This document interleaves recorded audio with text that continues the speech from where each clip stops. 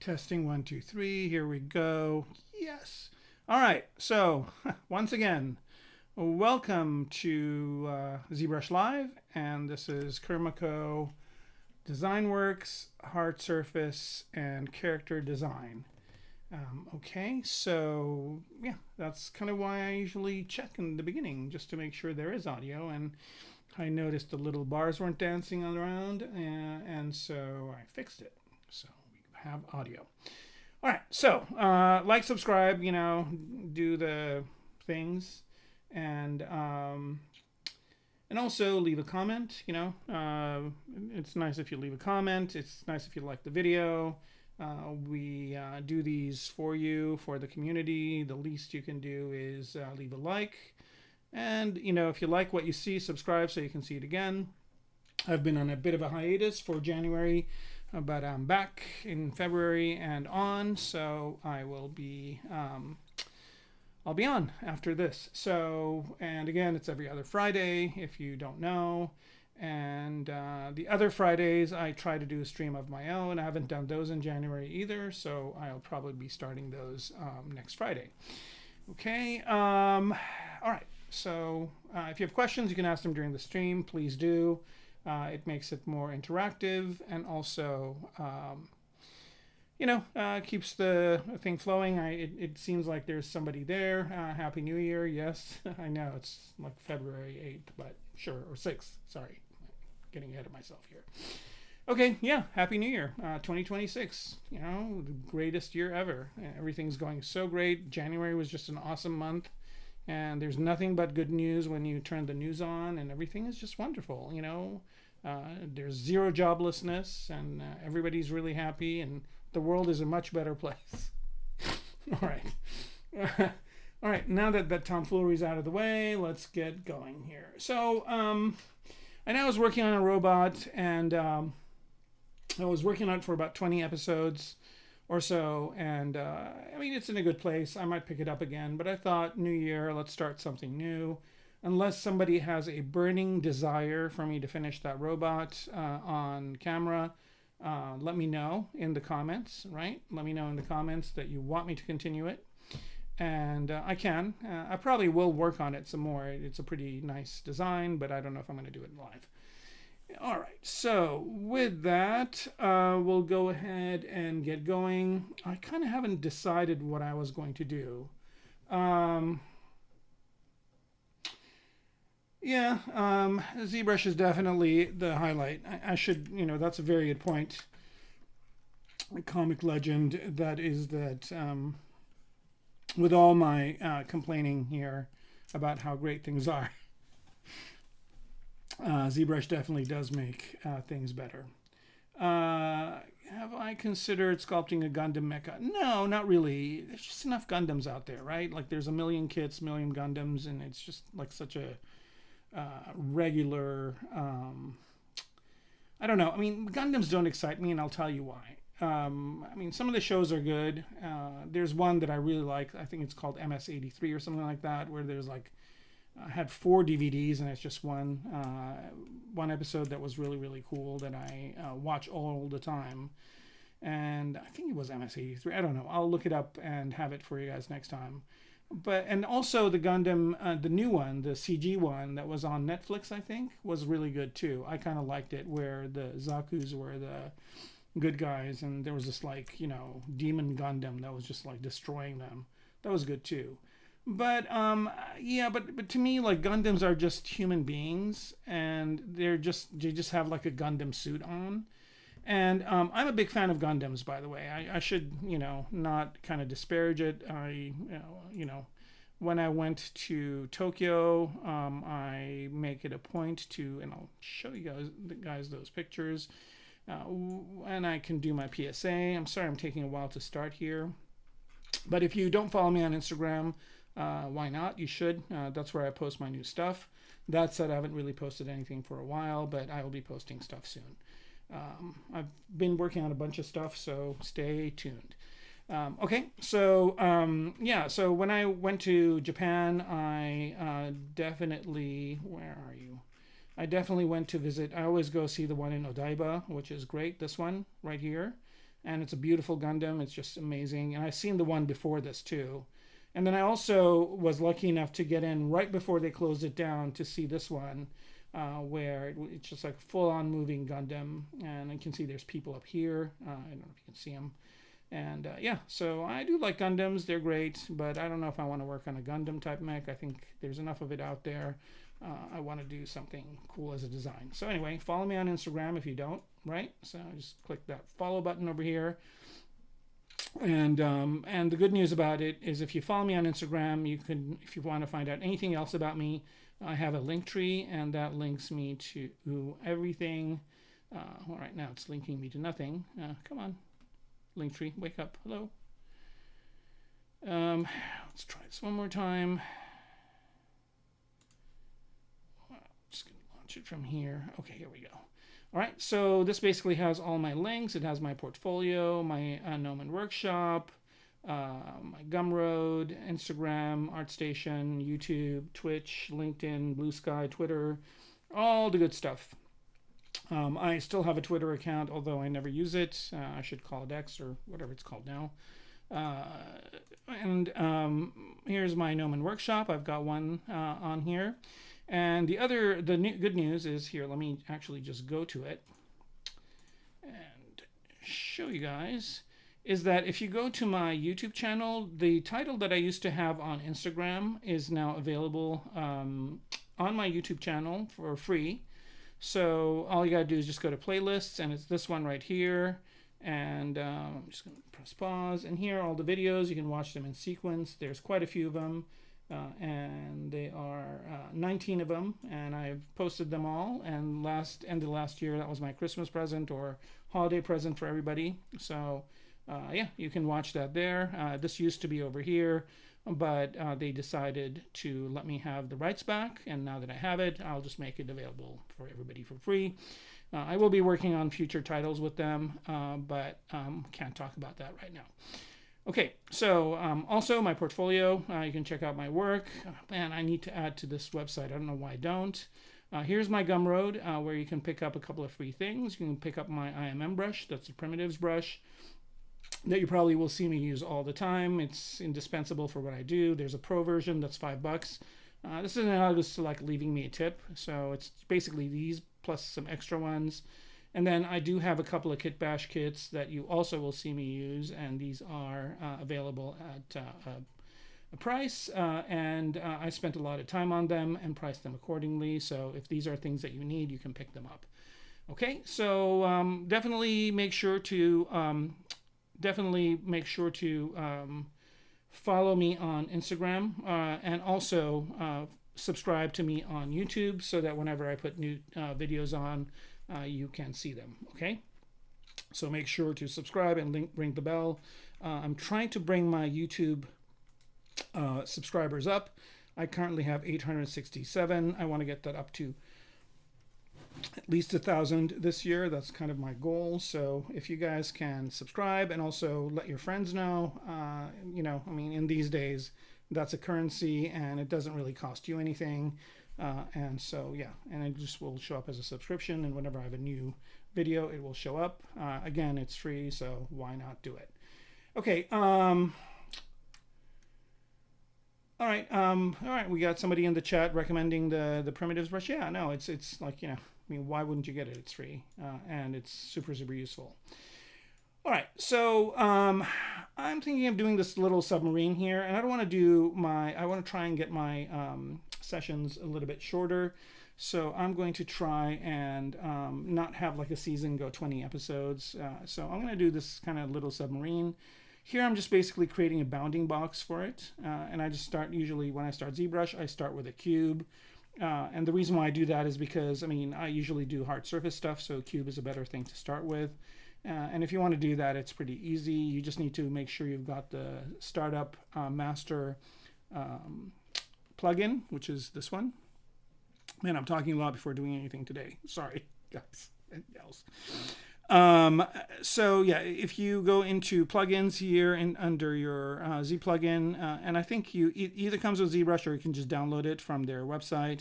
and it is the Z Startup Master. And then when you go there, just create a cube and then just say start with that cube. And then every time you start ZBrush, you'll start with that cube. If you want me to show you how to do that, leave it in the comments and I'll do it next time. All right, so now what I want to do here is just create some subdivisions for this. So I'm just going to go to ZModeler. I'm using hotkeys here, and I should put one of those things where it shows you my keystrokes, but I also, you know, use a lot of hotkeys and whatnot, so I don't know if that would be helpful, but I might do it anyway.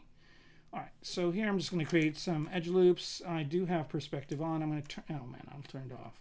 It's weird when you have a cube and you have perspective off. It looks all weird and wonky. Okay, and what I want to do here is I want to just take this guy right here and let's make it thinner.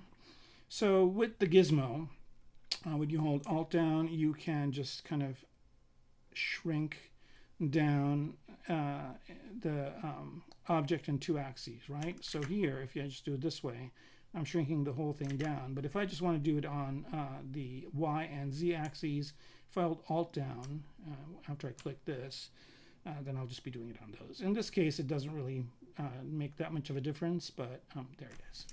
Okay, and then I just want to lift this up a bit, like so. And then I just want to grab this part. And so the way I'm doing this grabbing, by the way, or selection, is by using Control and Alt, which basically allows me to mask. And the reason why I'm holding Alt down is because that makes me select what is there, right? So now I'm just basically selecting that part. So here, if I want to mask this part, I will mask it just by holding down Control.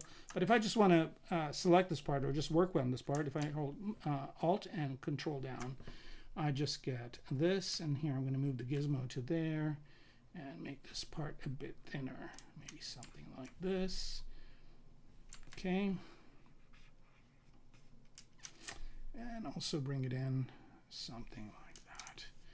All right, so this is going to be kind of like a futuristic sub. If I press D here, it will give me the dynamic subdiv version of it, which is probably, it's going to be a sleeker ship. So this is basically what I want. I just did a bit of a preview there to see what's going on. And then now here, I think I need this part to be longer. So again, select that part, make it longer. And let's go a little bit further here. And then also I want to make this thinner like this. So I'm kind of creating a fish-like shape. You guys know I'm a Tintin fan, so I'm kind of going to model this a little bit based on the Tintin submarine, but not exactly that. Okay, so now I just want to create a couple of subdivisions here. So I'm going to put 2 edge loops like that. And then I'm just going to select this part and move it up. Okay, so I'm basically just doing a little bit of a kind of a skeleton of this object. There it is. Okay, and then I'm going to put another edge loop over here going around this way. Now notice that this edge loop is trying to follow kind of whatever is there, and I don't want it to. So if I hold Shift down, it kind of straightens it up, but it's still not what I want it to. I want it to just go straight through.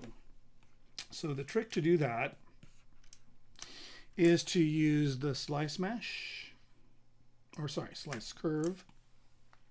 And so if you do that, you just kind of get that line. And also if you want it to be a little curved, always do that as well. So if I want a little bit of a curvature going upwards here, I can just start there. And then if I hold Alt, then I get a little bit of a curvature like so.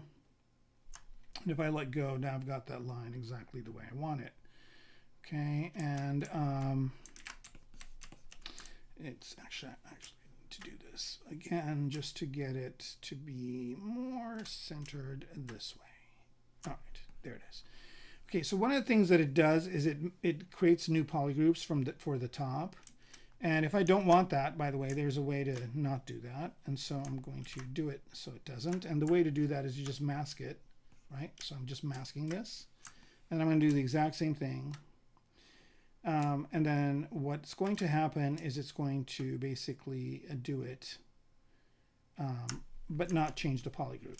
Now I made a mistake here, and the mistake is that you can see, and I can just see this, if you look at the edge here, it kind of shows the back, and that's because I'm in perspective mode. So this is not actually symmetrical, and you can see here that this is longer than that, and that's because the symmetric line went through. So I can do one of two things here. And I can solve this problem twice. I can either go back and just mirror and weld this to the other side. So now, oops, I don't want to do that. I don't know if I have this correct. Here, this is going to be the x-axis. Let's turn perspective off for a minute. Okay, so I want to rotate this thing so it is facing me. Like so. Okay, and then I'll just mirror and weld it on x. Okay, so now I'll move this to the center and then mirror and weld it on X. So now I've got symmetry on both sides, and I know that I've got the same thing on both sides. And now if I do this, it'll be perfect. Okay, so these are kind of some really simplistic things for hard surface modeling that a lot of people don't know. And this time around, I'm just going to be okay with the polygroups. But these are the kind of things that people mess up, and then they go like, why is one side bigger than the other, and why is blah, blah, blah. So if you kind of follow this routine, then it will work out for you. All right, so now again, I'm going to work on the overall shape here. And again, I just want to make sure that I lift this up just a little bit. Oops, did I even select it? All right, I'm going to change this back to select. And let's just unmask this. Okay, and what I want to do is why is this not moving up? Come on then. Oh, you know why? Because I'm trying to pick this over here, right? But it's showing, ZBrush is telling me, no, the points are over here. These are the points you need to move, right? So here we go. And so now I move this and just kind of want this to be a sleek shape, kind of again like a fish. And then the bottom here, maybe select these guys. Move this. Oh, I think I need more selections that need to be made. And move this, angle this down a bit, move it forward. And this is kind of a critical time to make these changes. And notice I'm working with as few points as possible, just because it's easier to edit when I don't have a lot of points. Okay, this is looking okay. Right, so here,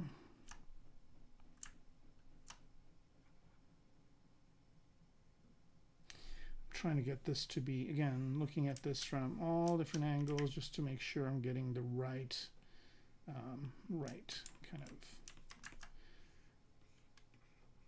All right, so from the side, I like what I'm getting here. Although, maybe lift this up a bit. Let's see how that would look. Just a tiny bit. All right, that's better. And do the opposite down below.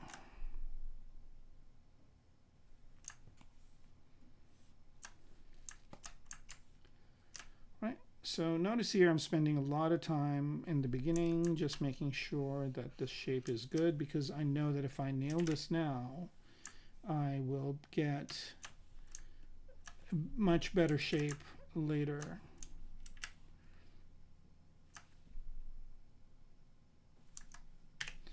Okay, all right. So now what I want to do is I want this kind of to create a little bit of lift here. And so for that, what I'm going to do is I'm just going to select these points.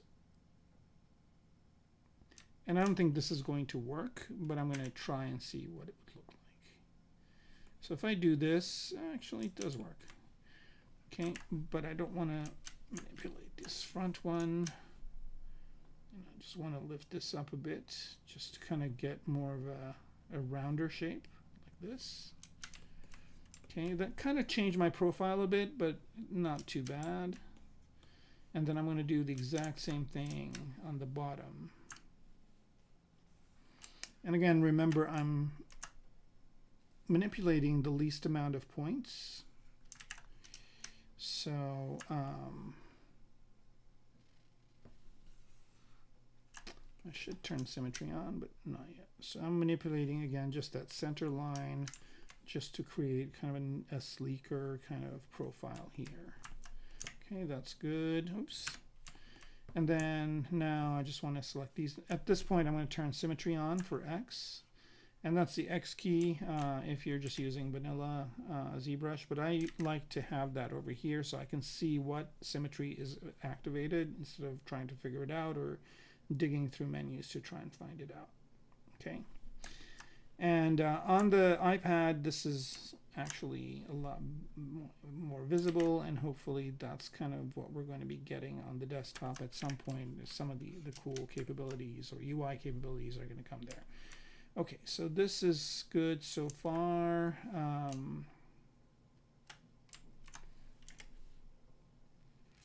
lift this part up.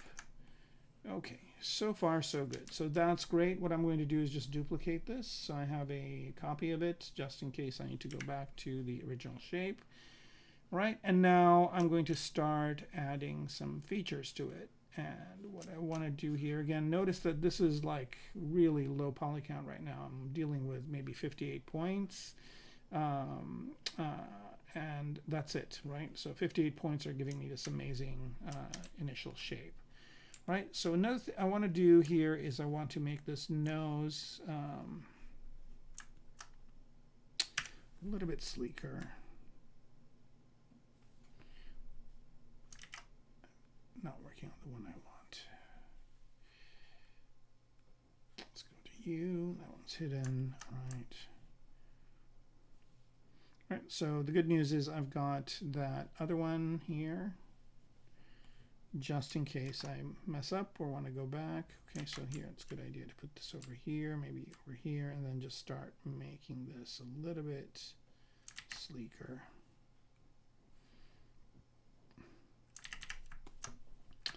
Looks like I need more.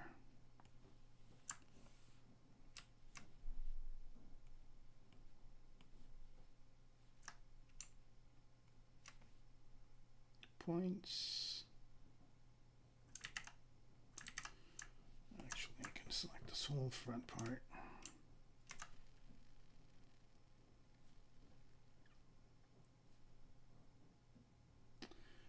All right. Hey,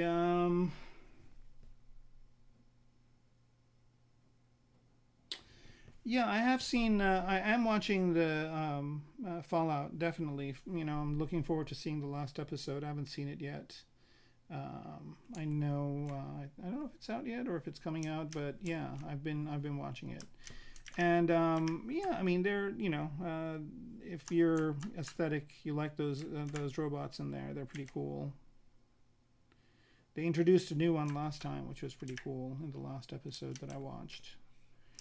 All right, I'm still trying to get this to be what I want it to be, and we're getting pretty close here.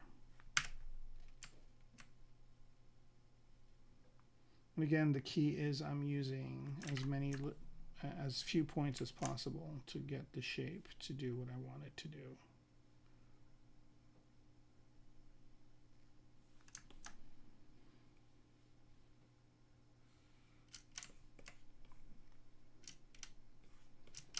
All right, and now that I've got this going, I also want to do another thing, which is, now I'm going to select this edge loop. There's different ways of doing it. The way I like to do it is just go to Mask and Edge Loop Complete, and just mask it and invert the mask. And what I want to do is bring that outward, like so, just to kind of create like a little bit of a look like that.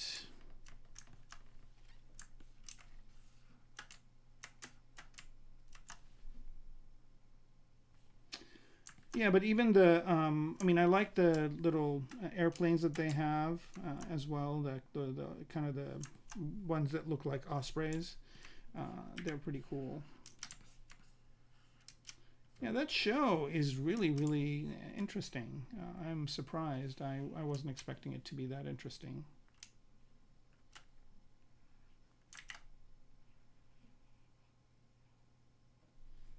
I'm trying to make it more of a snub nose back here, and let's see if I can do the same thing over here.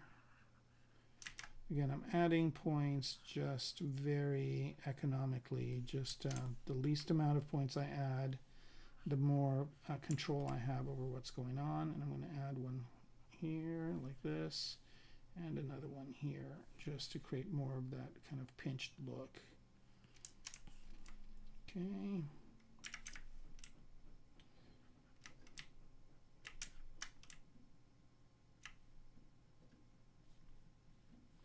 And I bought the game Fallout, but I never played it just because I don't really like those. I call them multiple choice games, where you're basically just walking around answering multiple choice questions. All right, so I've got a little bit of an interesting thing here where I want to create a fin. So there are different ways of doing this. One way is to just add a edge loop this way. Right, and I think the fin should go somewhere.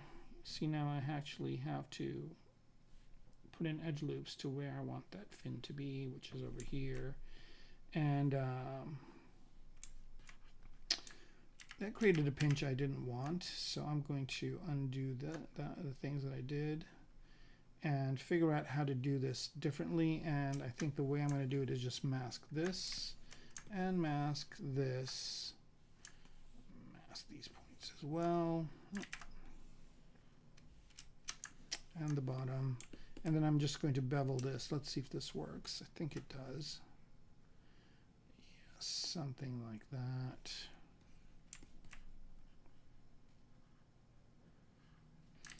But it's too much, so I'm going to see if I can.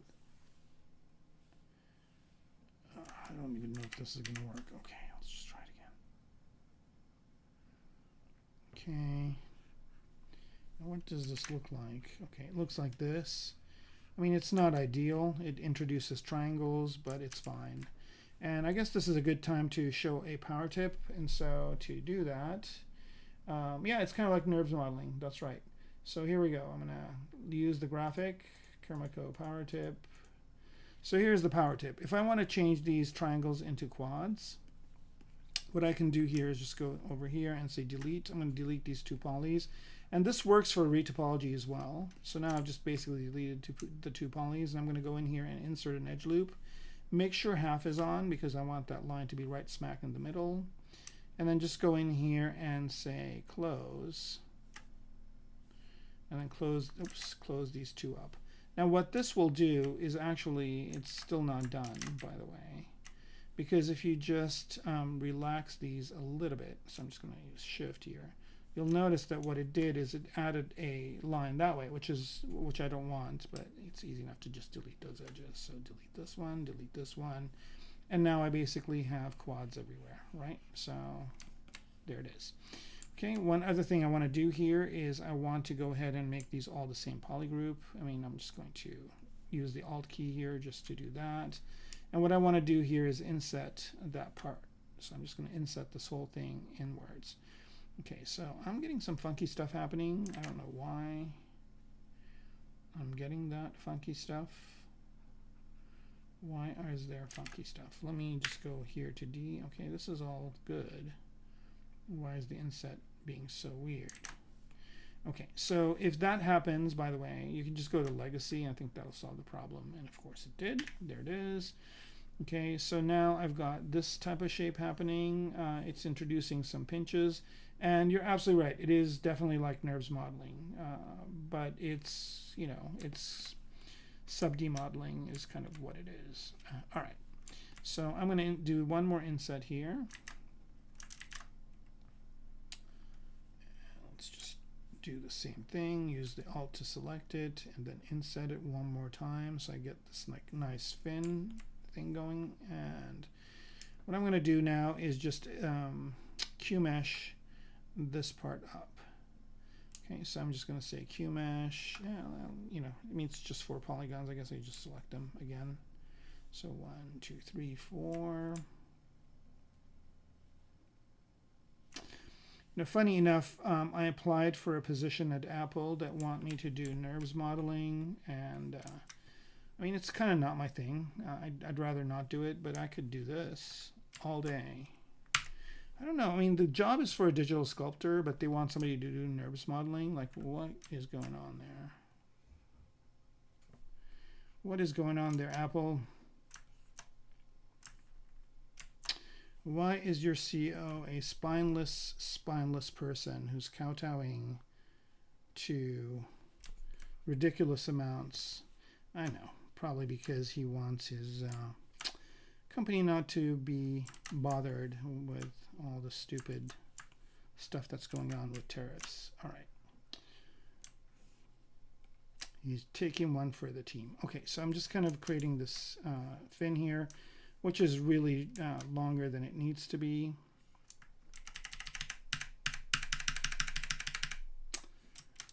All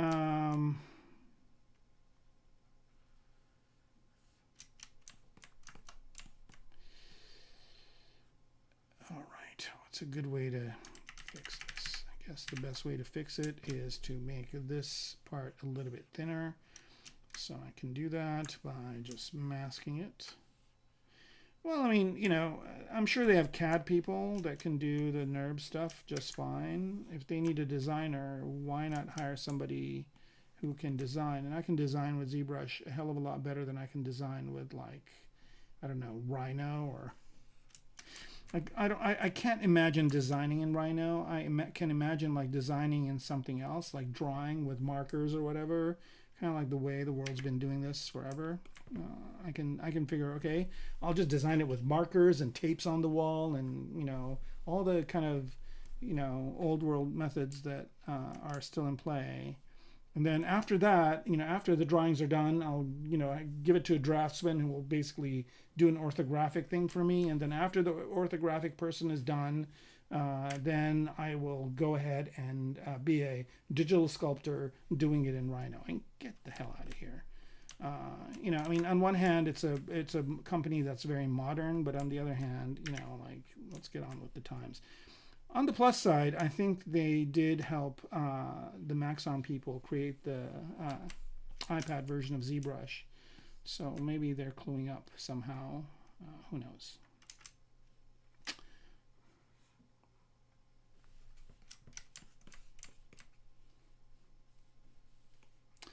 All right, so this is starting to look a little bit better. It's still a bit too wide on the bottom, but that's okay. So what I'm going to do here is select these top parts and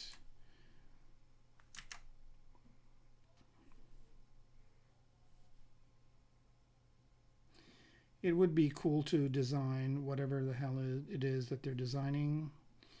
I think their designs were really, really innovative when Johnny Ive was on board.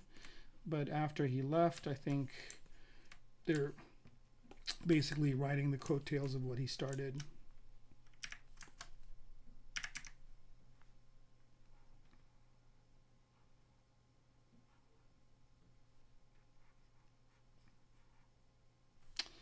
So yeah, Apple, if you're listening, yeah, like they watch ZBrush live videos. Who knows? Maybe they do. Shouldn't be so. All right, so here I'm going to put in lines, but again, it's kind of having that same issue that I was having earlier. So I'm going to get this back to the way it was before. Maybe like to that. And then move this back over to here.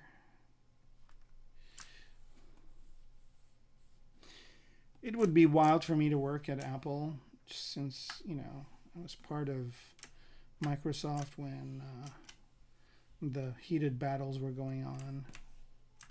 I don't know though. I was always Apple friendly. Like the people from Apple liked me because we made Apple products. We made Office for Apple, and then so I had some good friends at the Apple camp. So, you know, I didn't really feed into the rivalry much. And I do use Apple products. I use everything but a Mac. So I use iPad. I use an iPhone and an Apple Watch. So yeah, I'm a little bit in their ecosystem, not as much as I was, you know. I don't know. I can't bring myself to use a Mac. I don't know why. I mean, one, they're too expensive, and then two,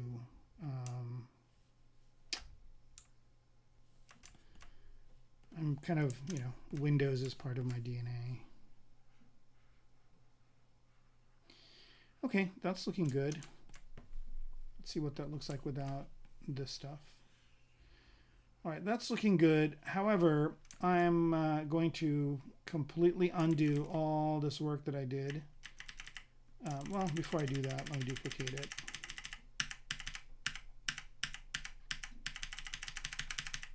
Just because I don't want this to be part of the same thing. So I'm just going to duplicate this.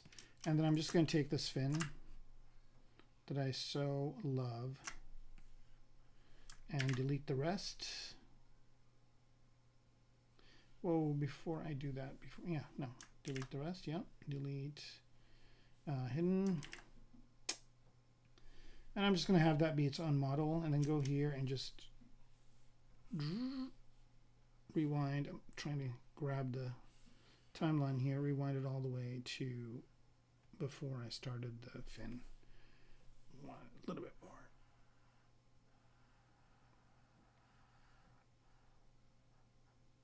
Of course, I could have saved myself some time and done this from scratch, but I kind of wanted it to, be part of the flow of the object. So here I'm going to Shift D. I don't need this. All I need is that. Okay, and then what I'm going to do here is just go back and press D, and there it is. So now I've got like this object. I just have to kind of place this. I mean, it's placed perfectly where I need it to be. So I'm just going to lift this up a bit. The only thing is it possible to do all hard surface stuff in ZBrush? Yes, it is possible to do all hard surface stuff in ZBrush. I do all of my hard surface stuff in ZBrush, and it is ideal, especially with some of the new stuff that's in there. Is there any way to add one edge using ZRemesher like we do in Maya using the multi-cut tool? Yeah, there is a equivalent. I mean, I wouldn't say it is exactly the same thing as the multi-cut tool, but there are ways of doing that. So here, let's do a little bit of a tangent. Why don't we? All right, so let me just duplicate this thing, right? So let's say I want to add some edges to this.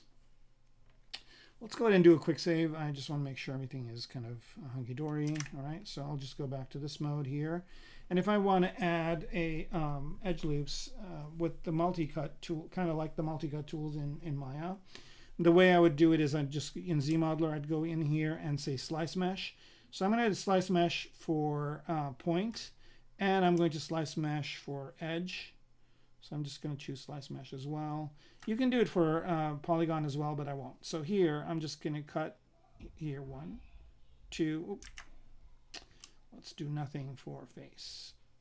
Here we go. All right, so edge, edge. Shift D this. Okay, there. So what I'm doing here is I'm just basically, here's a cut. Let me use my mouse for this. It's better. And then I want to go over to here. Here's a cut. And then I want to go over to here. Here's a cut.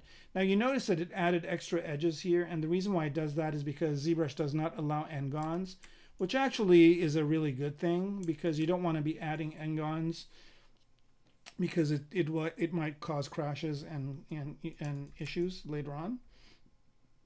So you can basically just use this method to add, to slice your mesh. And just kind of create, create edges. But remember, it is going to add those extra edges for you. Now, it is not, again, it's not the multi-cut tool. And as a matter of fact, the only reason why I go Z objects to Maya 2019, I haven't upgraded Maya since then, is because I use the multi-cut tool.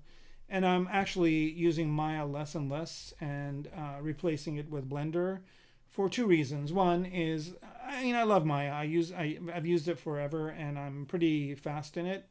However, Autodesk just laid off 1,000 people. A lot of them were Maya people. And, I don't know how these companies can survive. I don't know how Autodesk can survive by having Maya and Max. So have the two products going. And be dealing with a shrinking number of artists because a lot of artists, a lot of work is kind of going away to AI and other things. And so, you know, every time a company like a game company or a visual effects company lays people off, that's less seats of Maya, right?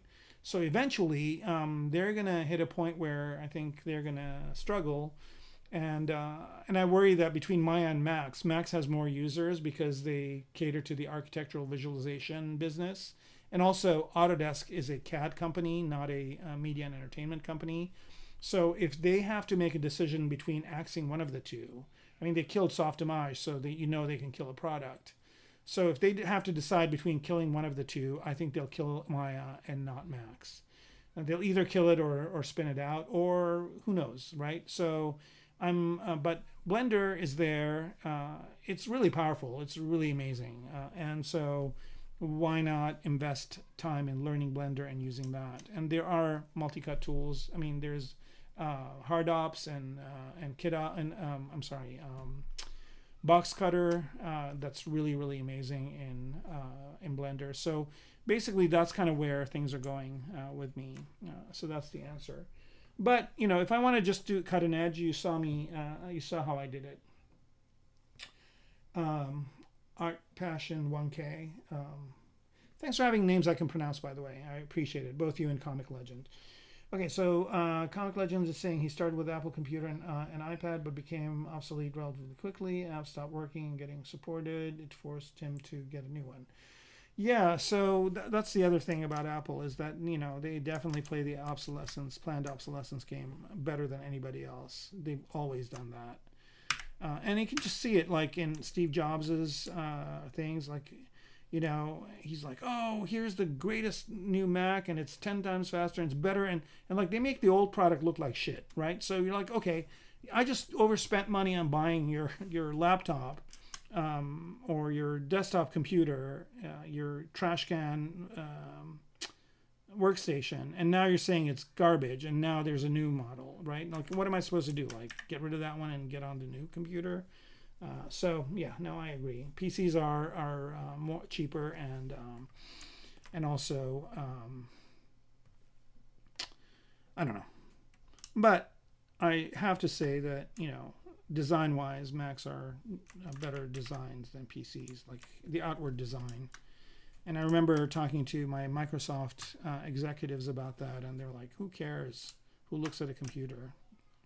They never got it. They still don't get it." Okay. And those were the days of the beige computers. I don't know if you guys remember those. Ugh.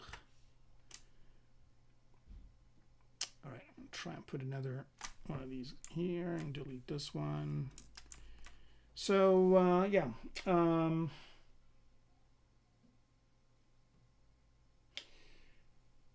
How for pros, hard surface models, sculpts, wear retopo because there's so many subtools underneath and overlaps, and they retopo one by one or just Z-mesh it. You know, they just added a new retopo tool in ZBrush that is just amazing. Like, it's so good. And it's one of the best I've seen. So I again, going to Maya, I used Quad Draw, which was really good. Again, not a native Maya product. They bought it from a company called Nex Tools. Multicut is from there as well, by the way. So, you know, the developers, Autodesk did not develop these tools. Somebody else did, and Autodesk just bought them. So, yeah, the new retopo tool in ZBrush is really good. And if you guys want to watch me retopo something, I think I did that last season. And if you guys want, I can create a retopo video, you know, just kind of a dedicated tutorial video on that. Just let me know. I'll put it up on YouTube for free. But I think Pablo just did one, Pablo Munoz Gomez. So Pablander, if you go to his website, he just did a video on the kind of a comprehensive video on it. Maxon website has comprehensive videos on it. So the retopo stuff in ZBrush now is better than, if not equivalent to, anything else out there. They just need to figure out the multi-cut aspect of it, and I'm sure they will figure something out. How do you do carving and engraving on? Oh, I mean, there's hundreds of different ways. So now I basically have this kind of looking more or less the way I like it. I'm going to do a tail here as well. But if I want to engrave on this, I'll just go ahead and just create a copy of this and I'll show you, right? So, and this is where the hard surface capabilities in ZBrush are kind of, there's nothing else that could do this kind of stuff because you can do high polygons, right? So suppose what I want to do here is first I want to add a cut this way. So here I'm just going to insert an edge loop. Oops, not that way. Maybe an edge loop over here, like this, okay? And what I want to do, this is kind of, I'm forever editing my design. That's why I spend a lot of time in the beginning, because I want to make sure that my design is looking perfect before I start adding details. Okay, shoot, these guys here too. Pardon my little bit of modification here, but I want to make sure that I can use what I'm just doing. Okay, so the first thing I want to do is I want to add a cut over here, right? And I can do this in one of two ways, and I'll show you both. So I'm just going to duplicate this so I can show it in the both ways. So the first thing is I'm just going to select these and like that. Actually, you know what? I'm going to go ahead and, so right now I'm in dynamic subdiv, so this is kind of the base kind of model that I have. And notice here that there's some funky stuff going on here. I'm just going to slide this over. Actually, a best way to do this, if I want a line right in the middle, is just to delete this edge. Oh no, if I delete it, I'll lose the, okay. Not a problem. Okay, so what I'm going to do here is I'm just going to select these front points.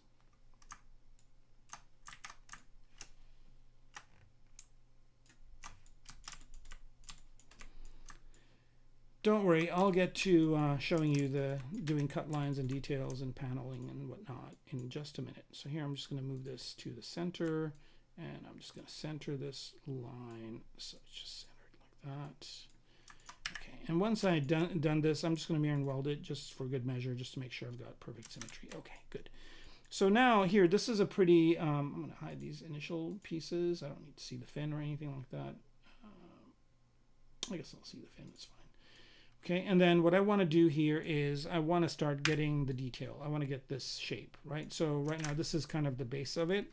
So when I subdivide, you know, this is one subdivision level, 2, 3, 4. Now I basically have this as a polygons, right? So notice here that it's now 31,000 polygons, right? But I can always go back down and make structural changes at the initial stage. So this is, again, 126 points, and subdivided it's 31. I can go one more level here, and then I can just go to pick a brush like Damien Standard, for example, and notice here I can just draw on this and make inscriptions, but that's not what I want to do. What I want to do is do very precise inscriptions. So I can do one of two things. I can either just mask, you know, so I just want to mask a line over here like that. Okay, and I think I might even go for more subdivision levels here. What do I have? 126,000, that's nothing. I can even go to 507,000 polygons, and I just want to do a selection here of a thin strip. Okay, like that. And I'm going to invert that selection. Now on the bottom here, it looks like there's a little bit more being outside of what I want. So there it is. And what I want to do is just kind of put this inwards, right? So put this in the middle. Now maybe this is too big of a line. Let's see what it looks like first. So here I'm just going to do the thing I did earlier, do this, and then maybe do this to move it in. Okay, I can do something like that. But maybe that's too thick, and what I can do here is just go and make my mask a little bit bigger. All right, so just go to the masking menu over here, and then I'm just going to go ahead, and I know there's some stuff that guys are saying. I'll look at it in a second. Okay, I'm just going to grow in the mask here like that, and then I'm going to sharpen it.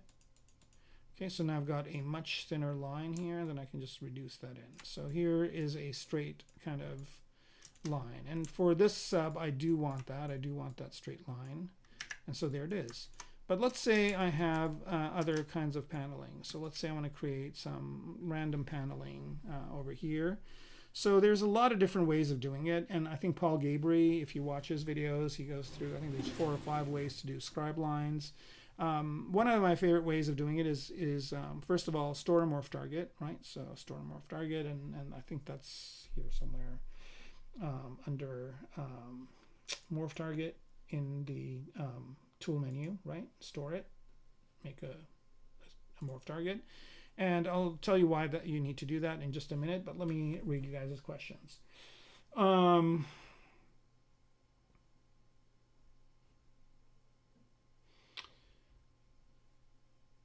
In industry media do have 3D generalists because I noticed that they're 3D character artists or any type of artist knows whole workflow than 3D generalists.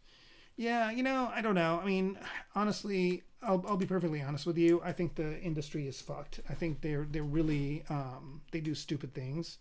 They do things like they get something to work, and then they basically build these assembly lines in colleges where they churn out these people that do the same kind of thing over and over again.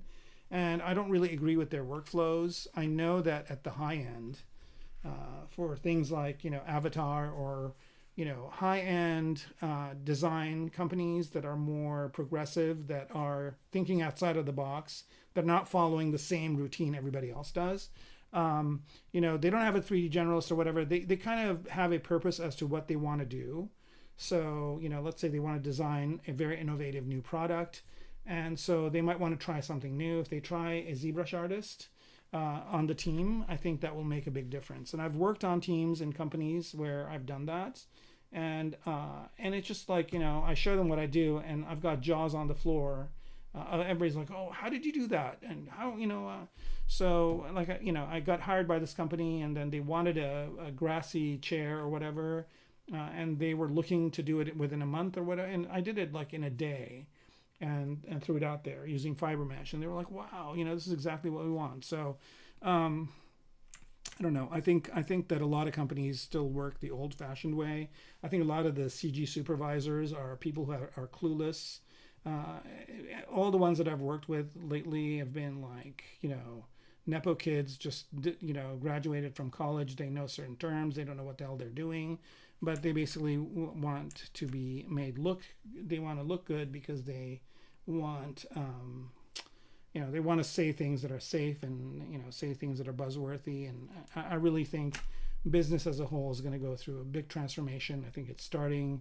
So, you know, hopefully when it comes back, it will come back in a smart way. Sorry, I'm kind of, you know, on my soapbox on this, but, you know, it just, you gotta call it what it is. You know, sometimes you have the benefit of the doubt as a smart person, but with Dunning-Kruger, I mean, sometimes you just have to trust your knowledge and yourself. And you guys can see my work. You see what I do. You see what I can do. I do it every other Friday. You can watch the videos. And yeah, so anyway, that's the end of the soapbox conversation. Anyway, here I'm going to, for doing scribe lines this time around, I'm going to use the chisel brush, which is really, really good. And it's got all these different shapes.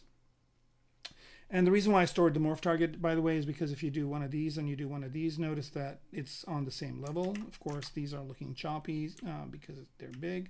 But if I make it smaller, I can get some good scribe lines. And if I don't like those scribe lines and I want better ones, I can subdivide this one more time. And now I've got 2 million points. And now I can do some really clean looking cut lines like this, right? So if I want to do some paneling, let's say at the bottom of this, there is some paneling that needs to happen. I've got my symmetry on. So one of the things I'm going to do here is increase my lazy radius a bit as well. And then here we go.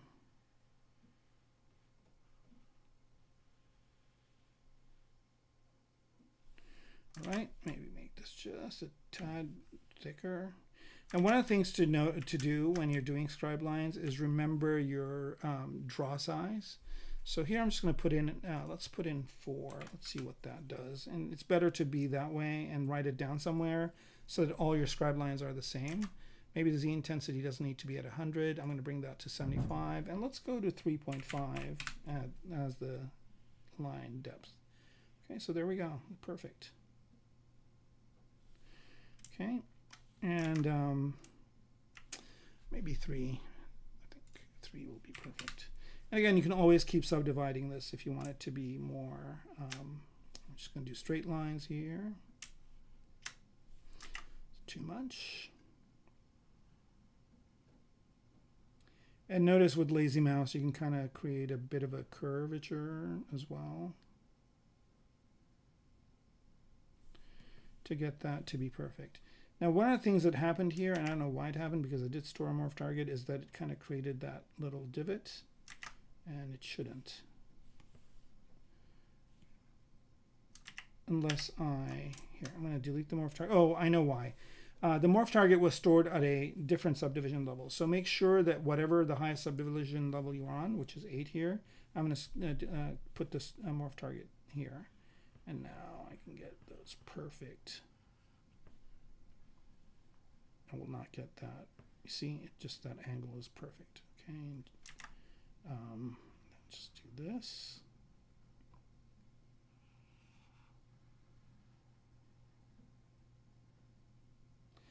Oh man, I accidentally pressed. By the way, one of the things you can do also that I should mention here is there is this lazy step, or sorry, lazy snap, and that's at 0 right now. You can turn that up. And what's good about that is, watch, what you do is, like, let's say I'm going to make this cut line like this. And when I let go, it will start it exactly from where it was. It snaps to that last point, so I don't have to get it precise. So here it is, right? I just have this kind of panel, and maybe I don't like the shape of that.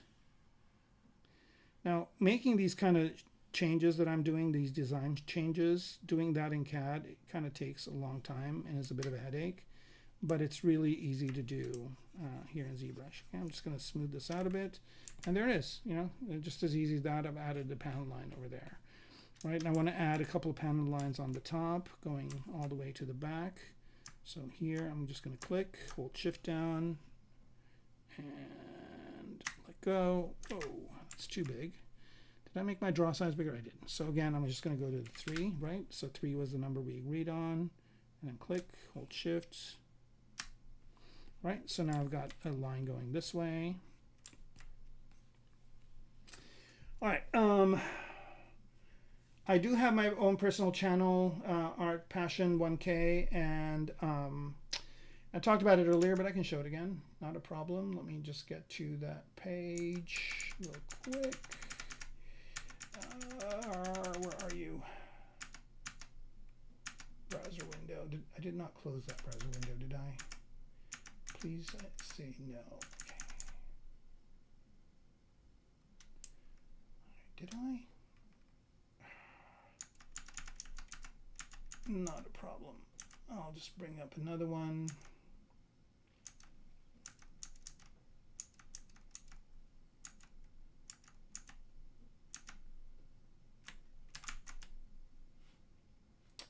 What the hell? Okay, let's just bring one of these up. Okay. Yeah, I think I closed the window, but that's fine. I can just get another window over here. Come on, browser. All right. Yeah, so my YouTube channel is youtube.com/user/Kermaco, Kermaco. And again, if you go to my Instagram, right, and if you subscribe, and if you forget my site, you can always go over here and click on my link tree, which will give you all of my links. And here's my YouTube channel, and there it is. Okay. So you can either go to youtube.com/user/Kermaco, and if you do, make sure you subscribe and ring the bell, because again, I'm trying to get this number from 868 to 1,000. That's my goal for this year. Hopefully I can get it even further up. Okay. Yeah, and let me actually, that's a good point. I can just pop these into the browser window, and let me do that. So here's my YouTube channel. I mean the chat window, right? So there we go. there's my YouTube channel, and there is my Instagram.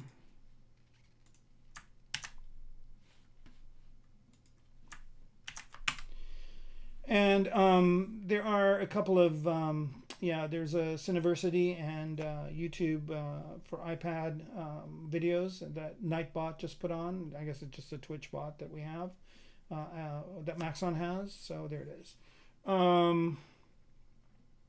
So yeah. One thing behind it, I was saying, do those artists also stuck or face failures while creating it, even pros? So here's a couple of things you should know, right? And these are other discoveries that I've made. So here I'll just go to my ArtStation and just go to ArtStation in general. Okay, so this is my channel. So if I just go to ArtStation here and you're looking at this wall and you're like, oh, you know, look at these great things or whatever. Your instinct is to think that there's one person that's doing these, and it's very rare that every one of these images is done by one person. Chances are that it is a group of people working on them, right? So it's, you know, either the head artist has hired a bunch of other artists to do the work for them, and then they showcase it as their work. And that's something I didn't think would be something an artist would do, but they do it. And then also, like if it's a game or something like that and somebody's posting their artwork, chances are very, very good that you know, it's a team of people working, and that's like a art director, or that person is the person who the company has chosen to be the person to post the work, right? So yeah, don't think one person is doing all that work. Okay, so here, what I'm going to do is just kind of just smooth this a little bit. And then here, notice that I didn't really intend to have this as a design shape. And the good news is that it's something that I can easily shift and fix. So like if I don't like that and I want this to be straight, I can just go all the way down to this level. Notice, because I've got this kind of base that I started with. And what I can do here is just select just those points. And let's bring the gizmo over, and I can just move those down. Actually, I can move these down. There's one that I also needed to select. So if you want to just select one point, you can always go to ZModeler and go to mask, and just that one point, and invert that mask by hitting Control and tapping on the desktop. And now I can bring this down like that. Right, so, and then I can also do it for all these points, but I kind of like this little bit. I mean, it's kind of a happy accident, so I'm just going to stick with it in the back. Okay, so there's some more fins I want to add, but I think I'm going to do that later. Now let's add some features here. So I'm just going to import some alphas, and I'm going to do that off screen. So here, import alpha. Okay, and I have a folder full of alphas somewhere in here. Let me just get them. And alphas and prime. By the way, let's do a quick save. It's always good to save repeatedly. I lost the, you know, in the Sculpt off, I kind of got confident and didn't save for about 45 minutes, and I lost 45 minutes worth of work, which was not fun, right? So save early and save often. So here I'm just going to load some of these alphas in here. Okay, and that's just going to start loading them. You can kind of see these over here loading up. As soon as that's done, I'm going to do the quick save. All right, so this is another way. Yeah, I do have hard surface brushes and use clay buildup as well. I mean, you know, I definitely. So my brush set, by the way, is, you know, when I hit this button on my Wacom pen here, and my Wacom pen is like this older model that basically created this one big button over here, which it was for 3D manipulation, but I don't use it for that. I like the fact that I can feel the two buttons on the Wacom. And then I've got this one that's bigger, so I can easily distinguish where my finger is. And Wacom also has this radial menu that I really love. So these are the brushes that I use most frequently. So Move, Damien Standard, H Polish, and Inflate. For painting, I've created my own paintbrush, which is AK Paint, which is basically the same the paintbrush, but with the sensitivity or the pressure sensitivity off, so it just basically paints a kind of a blocky color. It's kind of like the square brush in Photoshop, or the round round brush in Photoshop. And as far as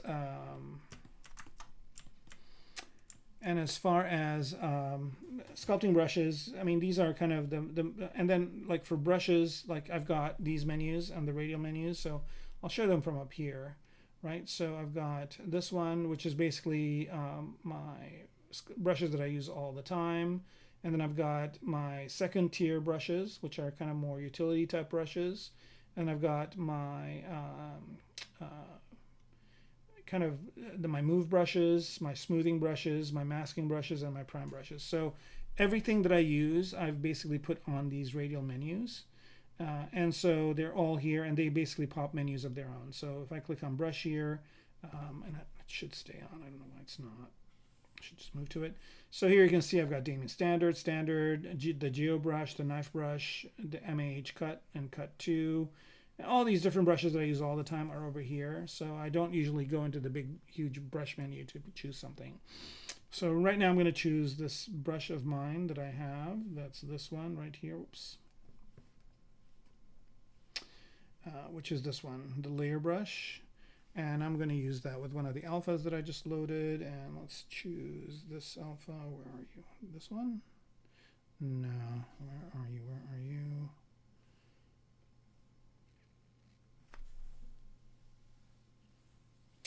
I've loaded these in an inverse order, or maybe that brush did not load because I reached a limit. Let's see.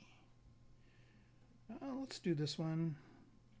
And this is kind of another way to add details, like hard surface details. And let me find the brush I'm looking for here. I'm going to use a mouse. It's easier for this.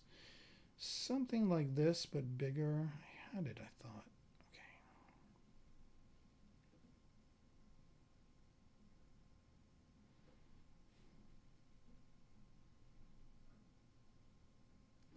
I tend to load a bunch of brushes at the same time, so then I have to kind of find the one I'm looking for. I should load less of them next time. All right, I'll find it. It's here somewhere. Where are you? Let's try this one. Okay, so here I'm just going to create like a detail. Right, so right now it's on drag rectangle. Okay, there it is. But I want this to be going inwards, so I can either put this on Z sub, which I'm going to do, so I don't have to hold the Alt key down, and make this, maybe add a little bit of depth to this. So now that I have all the high poly count here, I can very easily just go in and add a detail. So this is kind of the eyes of the kind of the submarine, and this is kind of like a drone sub. It's not really it's not a person sub. It's kind of a drone submarine. Okay, and I can add a few more details like this if I want to.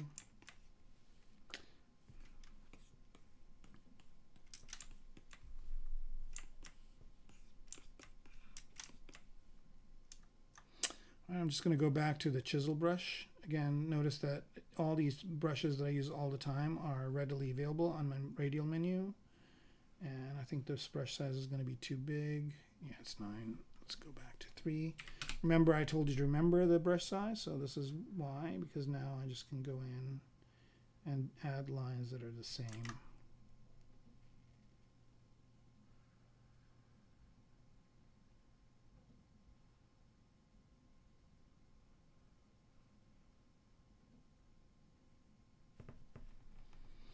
Okay, now that didn't work too well because I'm on subdivision level 7. I should go back to 8, which I did. That's where my morph target is, and here I'm just going to create a more organic kind of panel like that.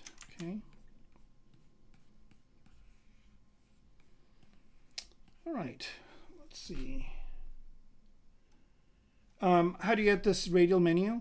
So this is part of Wacom. So I have a Wacom Cintiq that I'm using, but if you even if you use a Wacom tablet, it comes with it. If you have another tablet, like I use SenseLabs tablets, I like them as well. So I like Wacom and SenseLabs tablets, and if I'm using a SenseLabs tablet, this doesn't work because it only works with Wacom and it's part of their driver. However, I'm testing out other third-party radial menus that will work with SenseLabs. And that's kind of still an R&D project for me, so I can't really talk about it yet. But as soon as I have something to show, I will do an episode with that. Also, I no longer have a SenseLabs tablet. So I used to have one of the bigger ones, but it was just too big for me. So I gave it to somebody else. And I want to try one of their newer, smaller 16-inch ones, or yeah.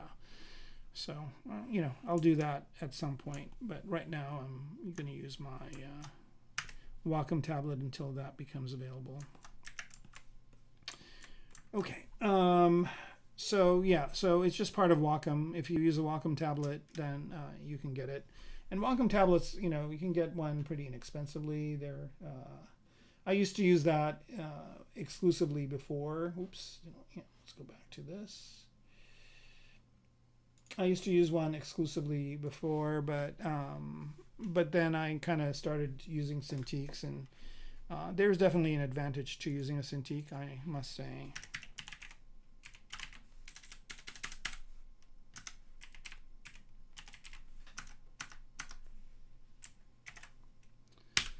Okay.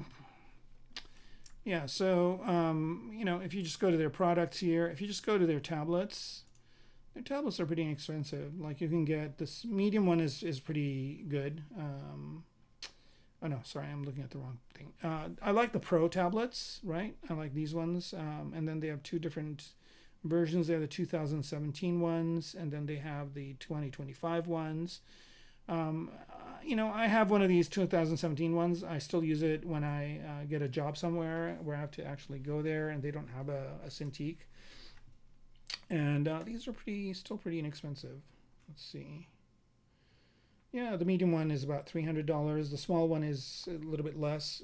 I would say if you were deciding between these two, I'd go for the medium one, just because it's not that much more money and it is definitely worthwhile. I guess, do they have the older ones? I guess they don't. That's interesting. Yeah, so if I go to shop here for the 2017 version, I guess they don't have it anymore. That sucks. Let's see here. Intuos Pro. Well, you might find it on Amazon or something. It might even be cheaper. This might be a good time to get it because it looks to me like they are phasing them out. But there are these Wacom ones as well, but I don't know if they have the radial menus. So, so that's kind of the way you would get that menu. Is to use a Wacom, and then there are third-party ones, and again, you can look for radial menus, and then basically all these radial menus are doing is just a keystroke. So there's a hotkey, and I've got a hotkey that will launch this one. So like Control 1, I think is one of them. Here, I'll close this down. Control 1, and that brings up this menu. Control 2 brings up this menu. So if you like using hotkeys, you don't even need that radial menu. I just kind of like it. So that's how you could do it. All right. Hopefully that answers your question, Art Passion. All right, so we're kind of continuing on here, and what I want to do is I want to create a fin. And to create the fin, I'm just going to, or the tail, and I'm just going to use this one here and duplicate it. And now I've got a copy of this. I'm just going to bring it over to the back. Now I don't need this to fit as nicely as the other one did, so I'm just going to do something like this over this way. Well, first, before I even do that, I'm just going to go ahead and mirror this on the bottom. So I'm going to mirror it in the Y direction. So I'm going to just bring this to the home. And let's solo it out so we can see here.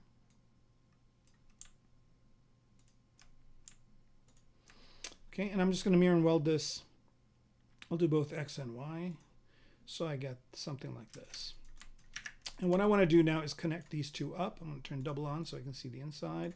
And to connect these two up, I'm just going to use Z Mesher and a bridge. So edge actions, bridge, and I want to bridge not just an edge, but two holes, right? So I've got one hole here and one down here. Sometimes you gotta, this happens easier when you are not in dynamic subdiv mode. So there's one, there's two, and there's my connection. Okay, so there is kind of my fin, and now I'm just going to move this to the back here. That.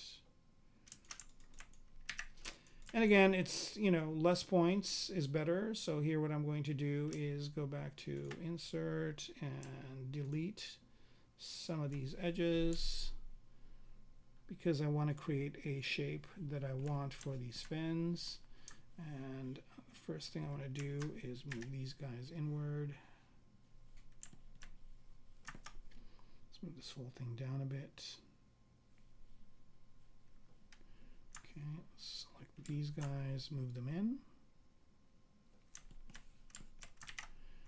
Okay, so in this case, what I want to do is I want to work symmetrically. So I'm going to turn on symmetry in Y as well, right? So now I'm doing both the top and the bottom, as well as left and right. Maybe I should select these two and move them in. For a 3D generalist or 3D character artist, is there mandatory to learn or no rigging or animation?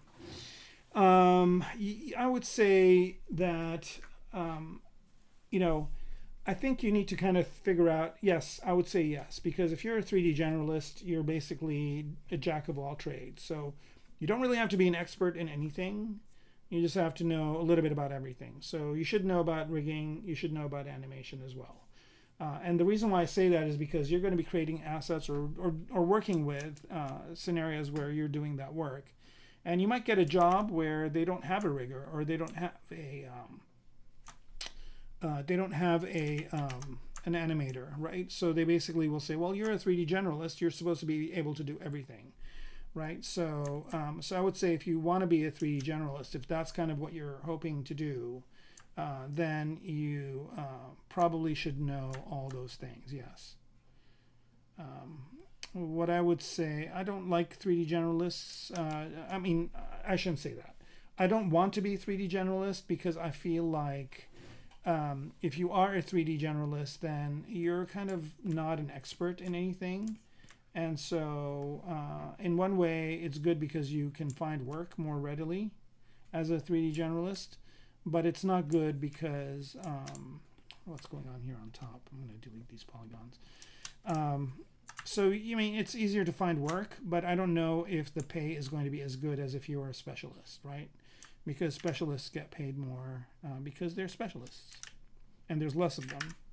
And there's a lot more 3D generalists. So a lot of people say, well, I'll just get my foot in the door as a 3D generalist. But the thing is that once you are labeled a 3D generalist, that's kind of what people expect you to be. So I don't know. My personal opinion is the best thing to do is to specialize as early as possible. Or just specialize before you even start. Okay, so what I'm going to do here is bridge. This time I'm going to just bring the bridge edges. Turn symmetry off for a second.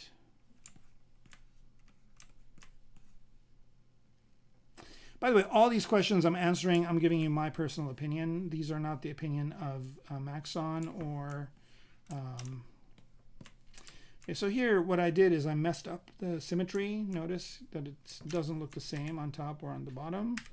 But that's not a problem. I can easily fix that because what I can do is just say mirror and weld again in X and Y. And there it is, fixed.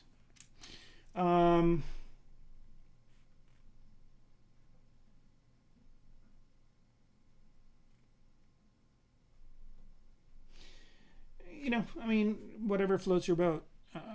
I mean, I'm kind of less concerned with, yeah, I think that 3D generalists usually,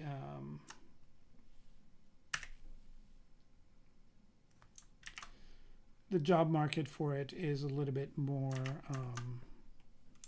I don't know, it depends.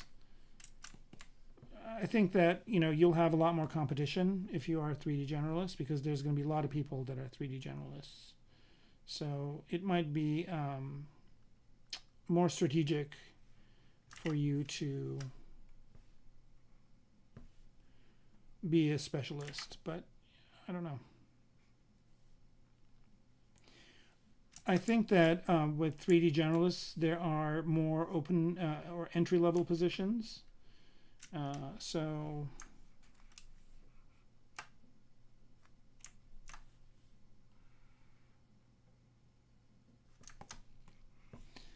what I want to do is I want to get rid of all this kind of middle stuff. So one way of doing it is just selecting all this.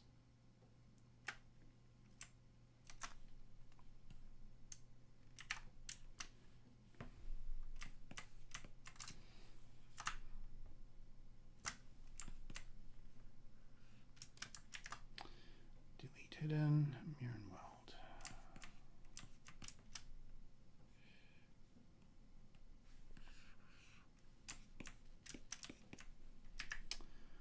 Yeah, I don't know. Here, let's delete a poly loop here. I think I'm making this a lot more complicated than it is. But yeah, you know, my opinion is, you know, if you want to get a job and you want to be part of a bigger pool, then maybe you might want to consider being a generalist. But if you want to get a job that pays better, then specialize as early as you can.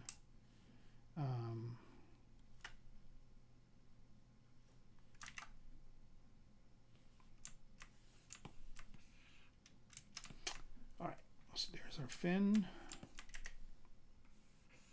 Let's bring up the top fin so we can see it.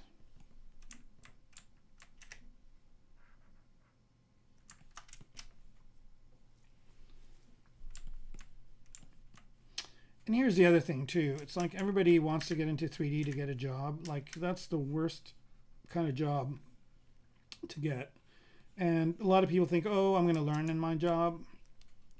You're not. I mean, you know, maybe if you do it for 10 years and slave away. But I mean, you see at the end of movies, like the credits of people that go up, you know, like, you know, 3D team at, you know, blah, blah, blah company. And then like, there's like 100 people, right? And you think of those 100 people and you think, oh, you know, I want to be one of those people. And when I look at that list, I go, I don't want to be one of those people, because all those people just do one little thing. And there's like this assembly line and there's one little thing that they do. And, you know, and as the kind of the time crunch gets worse, then they are asked to do more and more and more stuff that they basically, why is this not working? Sorry. Just make sure dynamic is on, smooth. Okay, why isn't this not happening with this guy? Yeah, so I mean, I think being a 3D generalist is not the way to go. I think specializing is the way to go, but I don't know. That's kind of my opinion on the matter.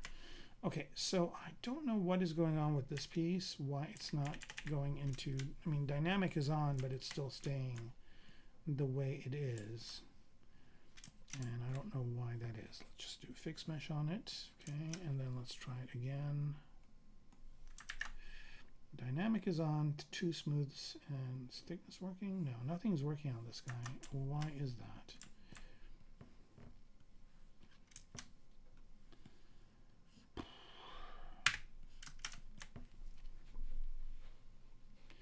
All right, so troubleshooting. Why is this not going into, it's not masked, but somehow, okay, it's not going, I'm going to just duplicate it, delete this one. Huh. Something inside that's causing, no? There we go, that's the problem. There's like this weirdness over here. That was causing a problem, and this is, I don't know what this is, but it needs to go, so here we go. I think it was just a mask point that stayed where it was. Now it should work, and there's what we want. Okay, good. Now I've got the nice tail on here, and then I don't want the tail to be symmetrical.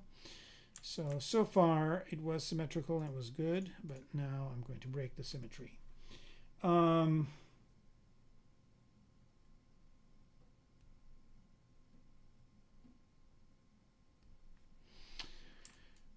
Good luck to you. I think that's a good plan.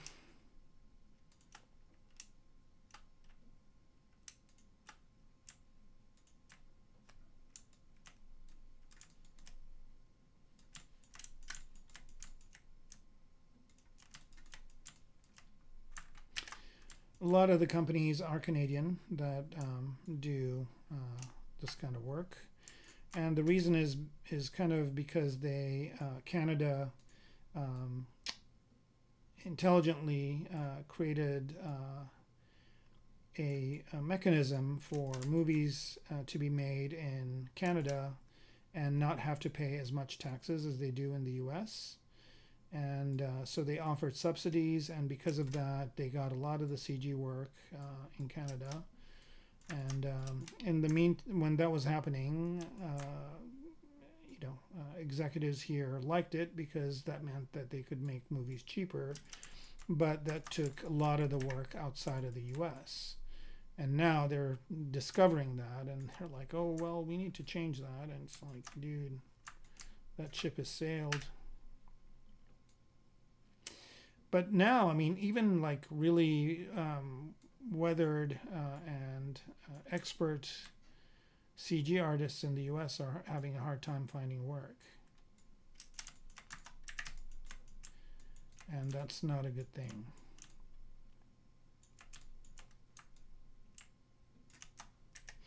And then, of course, AI is kind of the whole other thing that's kind of creating an interesting paradigm that we're having to deal with. And honestly, with all the hype and everything, I still haven't seen anything credible.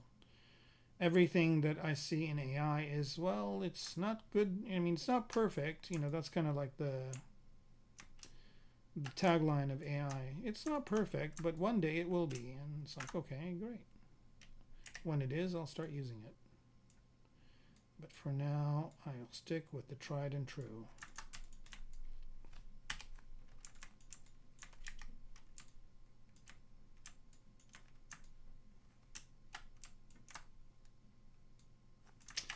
Thing is, I was kind of into AI right when it first came out because I thought it was kind of cool new technology. But the more I delved into it, the more I was like, you know,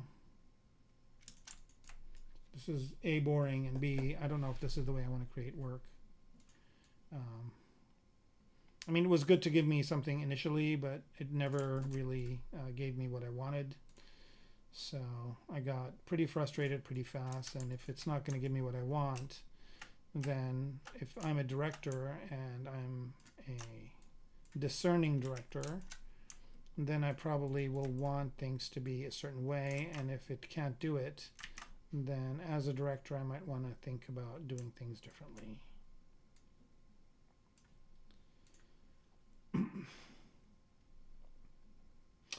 Feel bad for new students coming up and graduating, especially with all the industry veterans being laid off and are also looking for work. Yeah, well, you know, I mean, it's not just us. It's like everybody. It's not just our business. It's all businesses are facing the same issues.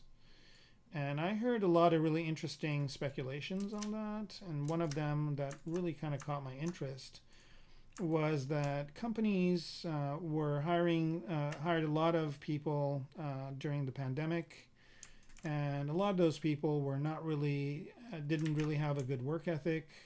They were quiet quitting and doing things that just really were not ideal. So a lot of the employers are like, why are we paying these people all this money and they're not doing the work? So apparently another ploy is to lay all these people off and then hire them for a lot less money, and also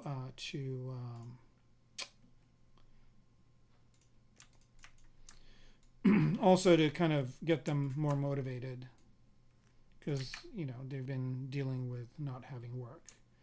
So I don't know. I mean, that's just something I saw on Instagram. It's, you know, I take things like that with a grain of salt, but you know what? I don't put it past employers to do those kinds of things. And I don't blame them, because a lot of times, like when I am looking for something or working with people, I notice that the level of professionalism is way down from a time ago. So I think maybe that is a good thing. I don't know.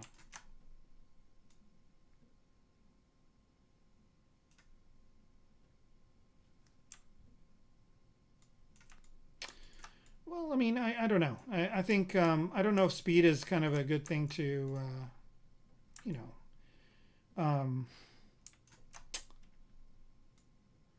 don't know if speed is kind of a thing to put against AI, because, you know, I mean, AI is going to be able to do a lot pretty fast. For example, if I want a water background and fish and stuff for the submarine, you know, AI can generate that a lot faster than me modeling fish and modeling a background and blah, blah, blah. And you know, I mean, I could always go to Kitbash 3D, I guess, and get that stuff. But I guess you get my point of like how things are a little bit faster. So some things AI will be good for. And I think that's going to be the end of the story, is that AI is going to be good at certain things and not at others. It's just going to be some other tool in the toolbox. Although I'm really not happy with you know, the fact that AI just basically AI companies just decided to steal all people's works online and not pay them royalties. I think that's kind of a lame thing to do. But knowing tech companies, I am not surprised.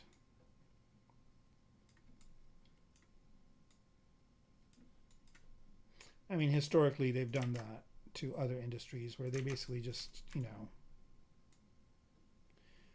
take take something and just, you know, without permission, and just use it. I'm trying to get this really thin thing to work here, but I don't even know if I need it, so I'm just gonna get rid of it. There's this edge here that I don't really need.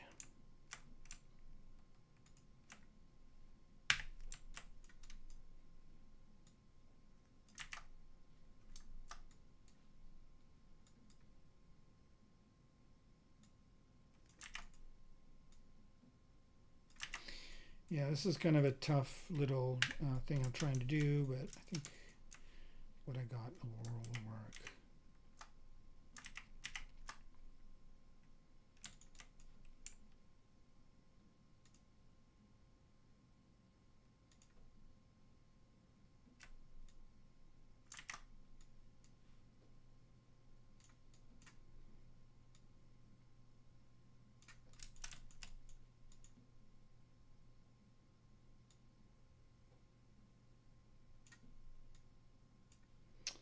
Let's see how this is looking. All right, it's coming together. What is the role of an art director? Isn't that $1 million question?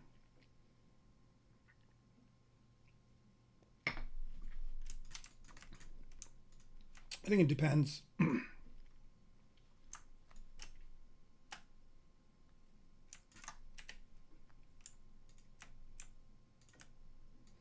I think honestly, you know, what art directors do and what the job description is are two different things. Like if you go to LinkedIn or whatever and look at art director jobs, what they say an art director should do is completely different than what an art director does. And it differs from company to company. But basically, a lot of executives have no idea about art. They don't think they don't, but they usually don't have any idea. So what they want is they want somebody to basically be their enforcer that does know what's going on. And so that's basically what I found an art director to do, is just basically be somebody who works with the executives, who understands how to work with executives, and that's kind of a skill on its own. And basically, interpret what the executives want to the team that's doing the work. Okay, so that's kind of where I see a lot of art director jobs being. And so, like, if it's on a movie set, an art director basically is the liaison between the art team and the artists. There are some directors that are artists that are really good, like Jim Cameron, for example, or Ridley Scott, or those guys know what the hell they're doing. So they can probably talk to the art team and make sense. But the problem is they're usually really busy with a bunch of other stuff, so they hire an art director to do that work. Same thing with a game studio. So it's basically somebody who directs the art teams and tells them what they need to do. Of course, that's kind of what the reality is. What the job description is completely different. It's like they're setting the art direction of a company and blah blah blah and all that. So I think what you need to do when you hear about an art director job is figure out exactly what it is that person needs to do. And you're not going to see it in the job description. The way you find out is during an interview or when you're talking to people. And then during the job interview, I usually, after they ask me all the questions about my credentials, I usually start asking them questions about, like, okay, I know this is the job description you have here, but that's probably written by somebody who was either had the job before or, somebody found that. Nowadays AI is writing the job description, but somebody who found that description on the web. But what exactly do you need this art director to do? And it's interesting the different kinds of answers you get.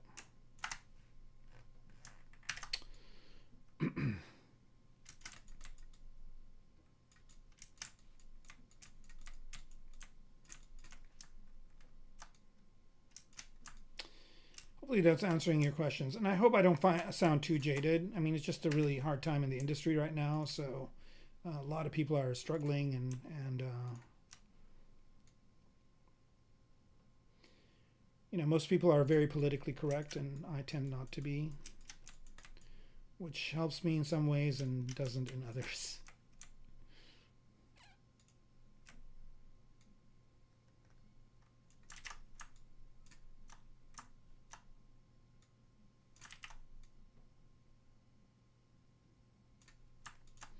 I think that's one of the things when I was teaching. Also, I was really honest with students on their expectations. Like, there wasn't any teachers that told students, like, not to take, because what happens is, students graduate and they want to get a job. And so the first thing they want to do is like, oh, I'll take any job, because they have debts to pay or whatever. And then I tell them, like, okay, if you're going to work freelance, don't undercut yourself. And of course, they never listen to me, and they'll take any job, and they'll take it for almost nothing. So then, business will be like, okay, if we want to save money, we'll just hire students. These guys just graduated, they're eager, they'll do anything they want, they're young, they don't need to sleep, they don't have a family. So let's just squeeze every bit of work out of them as we can. And you don't have to do that. You can negotiate what you want to do and what you don't want to do as a student. And I kept telling that to my students, and the good ones, they took note of that, and they got better jobs and they got paid better. And ones that did not get that advice just go out and they'll do whatever. And then at some point they'll figure out, hey, I can't afford rent. I'm not able to have a family or support myself with what I'm making. And when they go to ask for a raise, the business owners are like, okay, you know what? Thanks for your work. We're going to go ahead and let you go. And then they go and hire some new student that's coming out that has the same kind of eagerness, and they just keep that going for as long as they can. If they're working on a budget, the less they pay their people, the more money they're making, right?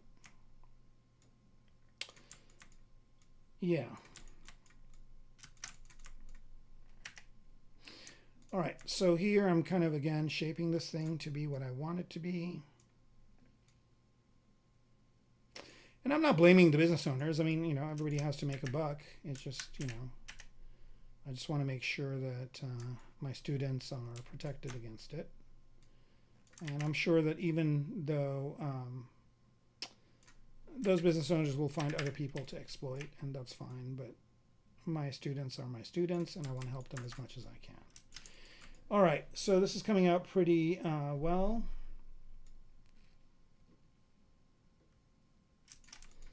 We need some fins on the side. All right, so here I'm just going to add some objects, and I'm going to use my KitBash kit to do that. I just need to add a few polygons here. So I'm just going to insert a polymesh 3D, and that polymesh 3D I want to make into this. So if I press W, then I can choose any one of these different parts that I have here. Let's see, what did I choose here? Is it a... Okay, I don't want one with form.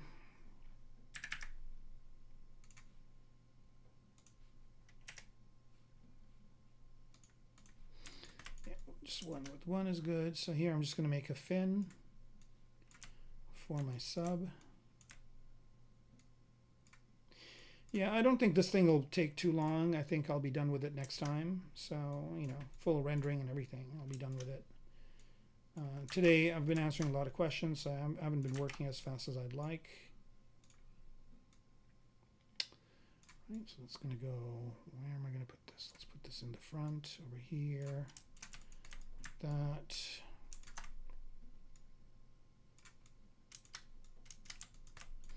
So basically I'm just doing 2 hours here, but in 2 hours I'm not just, you know, making this thing, I'm also designing it, right? So that's kind of my skill level, and so to design something that's compelling looking, that is the skill. All right, so I like this. I'm going to mirror weld it to the other side. Now I've got 2 of them. That's cool.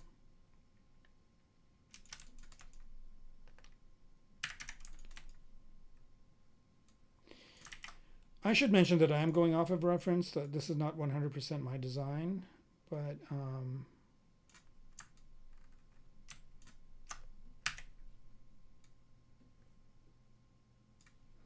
it's pretty close.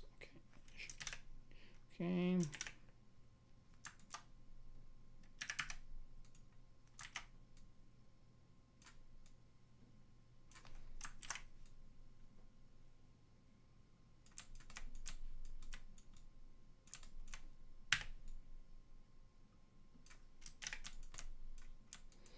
All right, so here I'm just going to start kind of buttressing this thing up a bit.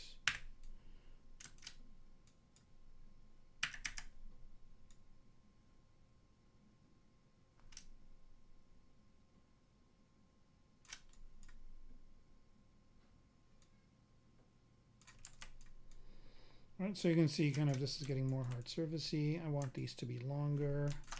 Right, so I think this is kind of where ZBrush's hard surface comes into play, is that I can make all these kinds of edits on things and do iterations of the design while I'm working on it, where in other applications like in Maya or whatever, the design has to be done already and all you're doing is implementing it. So like, you know, in all the schools that teach Maya, they basically teach the students to take isographics or isometric versions of the models and just make them, and that's kind of what their function is. I mean, that, you know, like, I don't know if that's the kind of work I would want to do. I'd rather be given a task and creating my own design for it. So here I'm trying to see if this is better, if it's facing down or up. I think this is kind of the way to go. All right, one of the things I want to do here is make this part here a little bit thicker.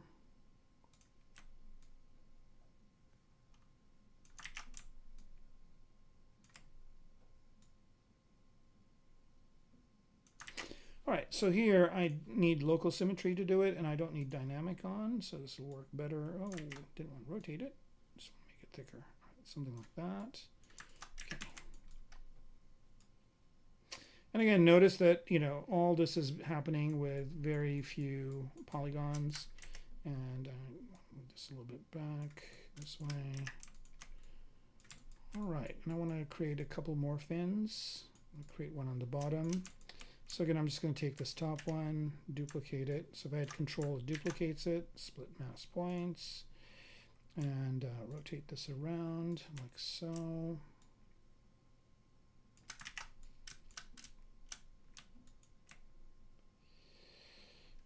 India, all academy and college teach basic 3D stuff and take $300K for their course. $300,000, jeez.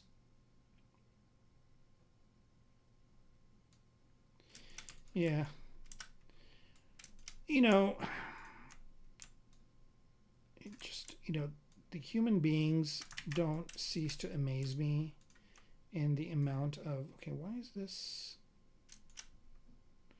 not, what else is there on this thing?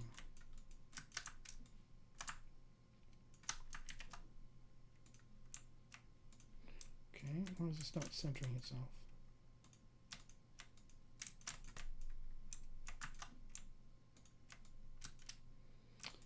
Something funky going on with this guy. All right.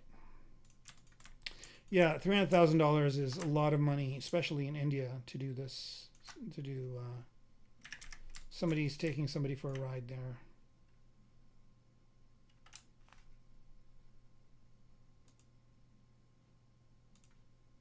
I mean, nowadays, if you're motivated, there's so much online. If you're motivated and you've got a good mentor or somebody that you trust working with you, you can probably do a lot of this stuff yourself. I mean, there's all these videos. All you need is a computer, and you can get student versions of the software. I mean, it's you might want to just sign up for some class somewhere where that you could get a student ID, and then you can get student versions of the software, which will be a lot cheaper, and then you can just learn on your own, and then and I think the other thing that's going to happen more and more so is I think kind of the existing model of people doing the things the way they're doing them is going to change, because I think I think the movie industry or the entertainment industry as a whole is going through some interesting stages. I don't think it's the same business that it was a while back. Same thing with the gaming industry. I think that the future is with smaller companies and smaller groups of people doing the work. So, and it doesn't matter where you are in the world anymore. So, if you're in India, you're in India. You can get together with some people across, all around the globe, and then create your own thing, right? I mean, if you look at the movie Flow, I think it's called Flow, the one with the cat, that was entirely done in Blender, done by very few people, and it won an Oscar, right, last year. And yeah, I mean, that wasn't 100 people, that wasn't a big group of people. That was just a very small team doing it. So, as a matter of fact, I'm currently looking to get together with a bunch of people to do exactly that.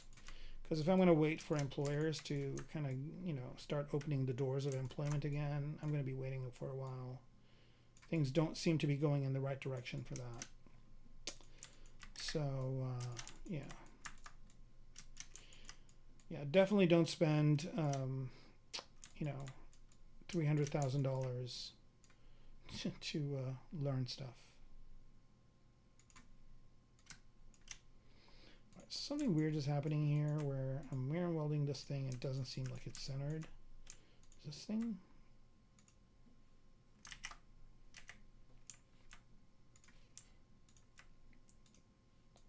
Just make sure this part is centered as well.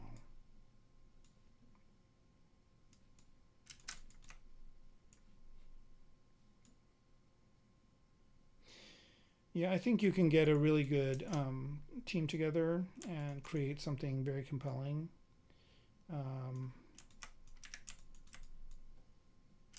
This is something you couldn't do before,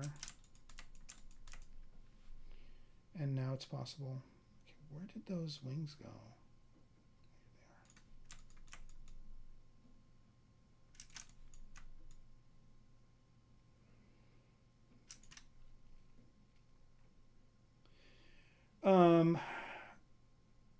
Yeah, well, yeah, short movies. Yeah, I mean, you can use AI to kind of fill in some parts. I don't know if the industry's headed there. Everything that I've seen so far has been kind of sub, so I don't know. I think the industry would like to head that way, but I don't think it's going to happen. But I think it'll be a combination of both. I mean, I'm sure that there'll be some things that work with AI, but most of what I've seen so far has kind of been lame. And you know, and also people don't like it when things are AI. Like, look at that Coca-Cola ad; they got panned quite hard for doing that. You know, that Christmas advertisement that they did. Split hidden. Split mask points. Is there a plugin for ZBrush to get Maya navigation? Yeah, there is, and I used to use it, but I don't anymore. I think it was called like Z something. It was Z Mapper or something like that. There was an app that did it, and I don't know if the guy has kept it up, the person that had it, but yeah, there was something that gave you Maya navigation. But honestly, like, it's pretty close, and I think you can do it. To me, right now, the real hard thing is kind of going between Blender and ZBrush, because Blender has a completely different navigation system. And so I'm struggling with figuring out how to make it work. But even for that, I think they came out with a navigation thing that makes it more like ZBrush. So I don't know. It's funny how whatever you're used to is kind of the important thing. Okay, so we're getting pretty close here to having this done. Oh wow, we're almost out of time too.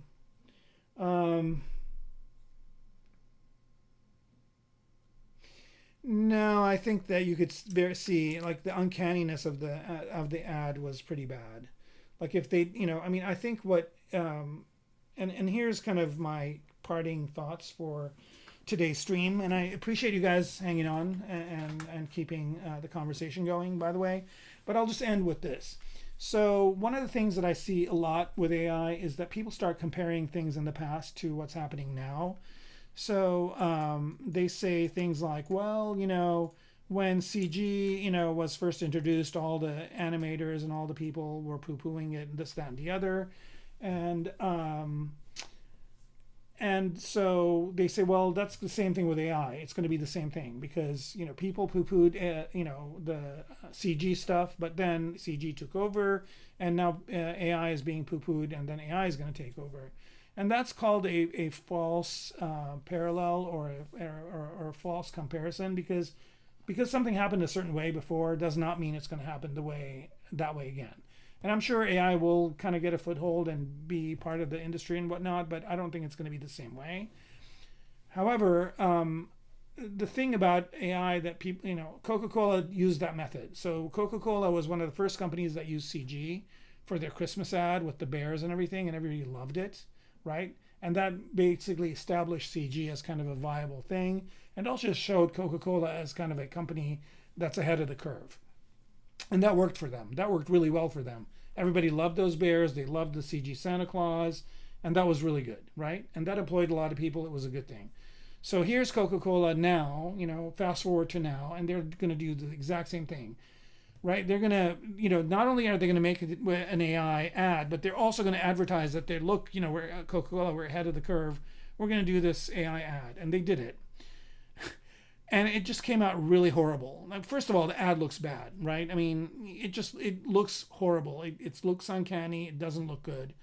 But they still pushed it forward. Like, the executives forced the art directors and forced everybody to push that forward. And they put it out, and everybody hated it, right? And now, you know, they're going to double down. They did it again this year, and it was still bad. They still had to do a lot of CG work on top of it to make it work. So, you know, I think it's going to be interesting to see all these companies kind of learning to figure out how to make AI work. But I think AI is a technology that everybody's hating right off the bat. People didn't hate computers. I mean, you know, they thought it was a cool thing to have computing. But people definitely hate AI. Like, most people just don't like it. And it's for two reasons. One is it doesn't look as good. And the other reason is because AI is kind of being heralded as something that's going to take jobs away. So people are not too happy about that. Well, I mean, learning how to use AI is not a problem. It's pretty easy. That's the thing. It's not like, the whole point of AI is not that it's going to be hard and people need to learn how to use it. The point of it is it's going to be so easy that they're going to get anybody to use it. That's the point. And that's the point people are not getting. People are thinking, if I learn AI and if I learn how to use AI, I'll be ahead of the pack. But they're not going to be ahead of the pack, because the whole point of AI is to basically democratize work so that you can take any idiot and put them in front of an AI and have them type a prompt and get the thing that you want. That's the goal. That's not what's happening, though, but that is the goal. So, it's a good idea to kind of keep up with what's going on, but don't think that it's going to be the end-all, be-all solution. A prompt jockey is not going to be paid a lot of money. If they think they are, then, I've got a bridge to sell. All right, with that last today was really kind of a soapbox episode, and I apologize for that. But on the flip side, I made this really cool shark-looking sub, which next time we'll add a little bit more details and color and render, and then we'll have a 2-episode season. It's season 13, so it'll be good to get rid of that unlucky number as fast as possible. So, you guys, thanks for sticking around and watching. There's quite a few of you, and I'm sure some people will be watching this after the fact. I also want to say once again that all the opinions mentioned in this stream are my personal opinions. They're not the opinions of Maxon or the ZBrush team or anything like that. I like to kind of voice my opinions, and if you guys like it, that's great. If you don't, then let me know and I will not voice them, and that'll be fine as well. I enjoy creating stuff in ZBrush during the stream, and that's what I will continue to do. But it's always good to kind of have conversations and also talk about what I'm thinking. So with that, I wish everybody a good day or night or whatever time of day you have. And happy ZBrushing. I'll see everybody next week on my YouTube channel, or the week after next back here on